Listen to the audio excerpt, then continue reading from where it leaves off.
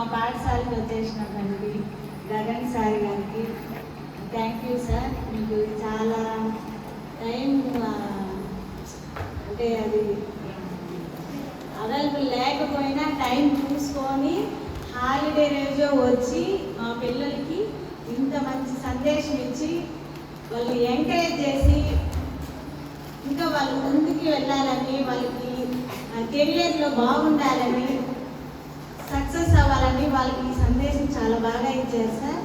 ఈ సందేశం వల్ల వాళ్ళు ఈరోజు ఇంకొంచెం హుషారుగా ఉన్నారు. మామూలుగా అయితే కొంచెం డల్గా ఉండే, మీరు వచ్చిన తర్వాత మీ యొక్క సందేశం వినిన తర్వాత ఇంకొంచెం హుషారుగా ఉన్నారు.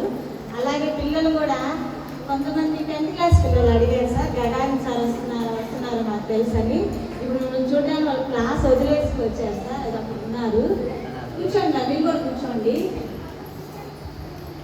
సార్కి చాలా విలువైన టైం ఇది, కానీ మీకోసం మిమ్మల్ని ఎంకరేజ్ చేయడానికి, మీ యొక్క హక్కులు చెప్పడానికి, అంటే మీరు ఎవరి దగ్గర తల వంచకూడదు. ఎప్పుడు మీరు ఎవరి దగ్గరైనా ఎలా ఉండాలి, తల ఎత్తుకొని ఉండాలి. ఏదైనా మీకు సమస్య ఎదురినప్పుడు ఎలా ఉండాలి, ఎదురు తిరిగి ఆ సమస్యని పరిష్కరించుకోవాలి. ఈరోజు మీరు చూసిన వీడియోలన్నీ కూడా మిమ్మల్ని అలా ఎంకరేజ్ చేసేటట్టు ఉన్నాయి. మీరు ఏ సమస్య అయినా ఎదుర్కోగలరనే ధైర్యాన్ని మీలో ఈరోజు మన గగాని సార్ చెప్పిన సందేశం మీలో ఆ సపోర్ట్ ఇస్తుందని నేను అనుకుంటున్నాను.